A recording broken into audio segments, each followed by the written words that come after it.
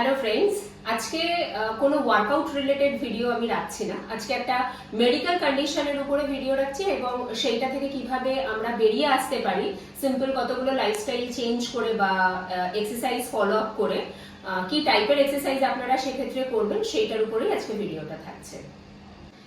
আমাদের মধ্যে অনেকেই বর্তমানে স্ট্রেস ইউরিনারি ইনকন্টিনেন্সে ভুগছেন। স্ট্রেস ইউরিনারি ইনকন্টিনেন্স কি না, আমাদের অনেক সময় হয় যে আমরা যদি জোরে কাশি বা হাঁচি কিংবা যদি কোনো কিছু হেভি লিফট করি কিংবা জাম্প করছি, দৌড়াচ্ছি, খুব ফাস্ট উপরে উঠছি সিঁড়ি বেয়ে, তো সেক্ষেত্রে কি হয় না, আমাদের অনেকেরই ইউরিন পাস হয়ে যায়। এটা কিন্তু আমরা মহিলাদের মধ্যে বেশি দেখতে পাই। এটা হওয়ার পিছনে অনেকগুলো কারণ আছে, সেটা লাইফস্টাইল হতে পারে, সেটা কোনো মেডিকেল রিজনস হতে পারে, এবং আমরা এই কারণগুলো সম্বন্ধে এবার একটু জেনে নিই। এই প্রবলেমটা যেহেতু ইনভলিউন্টারি, মানে এই লিকেজটা যখন হয়, ইউরিন পাসটা তো আমরা নিজেদের ইচ্ছায় করি না, তো এর যে পিছনে কারণগুলো রয়েছে সেগুলো ডেফিনেটলি ইনভলিউন্টারি হবে। যেমন এর মধ্যে একটা মেজর ফ্যাক্টর হচ্ছে ওবেসিটি। যদি ওজন কারোর প্রচন্ড পরিমাণে বেড়ে যায় তাহলে তারা এটা ফেস করতে পারেন। আর একটা যেটা মেজর কারণ হয় সেটা হচ্ছে আমাদের যে পেলভিক ফ্লোর মাসলটা রয়েছে সেটা উইক।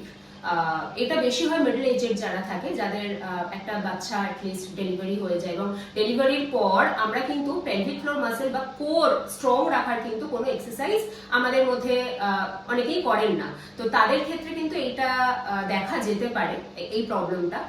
আর হতে পারে যারা একটু স্মোকিং করে থাকেন প্রায় বা ড্রিঙ্ক বা ক্যাফিন ইনটেক, কিছু নিউরোলজিক্যাল প্রবলেম হতে পারে, সার্জারি হতে পারে, এইগুলো কারণে কিন্তু আমরা এই প্রবলেমটা মানে মাঝে মাঝে এই ইউরিন লিকেজের প্রবলেমটা ফেস করতে পারি। এর মধ্যে আরেকটাও কারণ হতে পারে, অনেকে যারা কনস্টিপেশনে ভোগেন তাদের কিন্তু এই ইন্ট্রা অ্যাবডোমিনাল প্রেশারটা যখন পটিতে বসা হয় তখন কিন্তু তারা ফিল করেন। এক্ষেত্রে তারা ফাইবার রিচ ডায়েট ফলো করতে পারেন, তাহলে কি হবে, আপনারা কনস্টিপেশন থেকে মুক্তি পাবেন এবং এই এক্সট্রা যে ইন্ট্রা অ্যাবডোমিনাল প্রেশারটা ডিউরিং পটি করার সময় আমরা যেটা দিয়ে থাকি সেটা তাহলে আর হবে না। বাট এই প্রবলেমকে ওভারঅল ওভারকাম করতে কিন্তু আমাদের পেলভিক ফ্লোর মাসলের এক্সারসাইজ করতে হবে, এবং সেক্ষেত্রে কোর এক্সারসাইজ করতে পারেন। কোর এক্সারসাইজ কোনগুলো করবেন সেগুলো আপনারা আমার ইউটিউব চ্যানেলে ভিডিওস আছে অনেক কোরের উপরে, সেগুলো আপনারা প্র্যাকটিস করতে পারেন, এবং ডেফিনেটলি পেলভিক টিল্ট করা শিখতে হবে, এবং সেটাও কিভাবে করতে হয় আমার খুব পুরোনো ভিডিও যেগুলো পিলাটিসের উপরে রাখা ছিল সেখান থেকে আপনারা দেখতে পেয়ে যাবেন। ক্যাফিন অ্যান্ড অ্যালকোহলটাকে লিমিটেড কনজাম করবেন, যদিও এগুলো স্বাস্থ্যের পক্ষে ক্ষতিকারক, কিন্তু অনেক সময় আমরা তো সোশ্যালি এগুলো আমাদেরকে করে নিতেই হয়, তো সেক্ষেত্রে এটা একটা লিমিটে রাখবেন।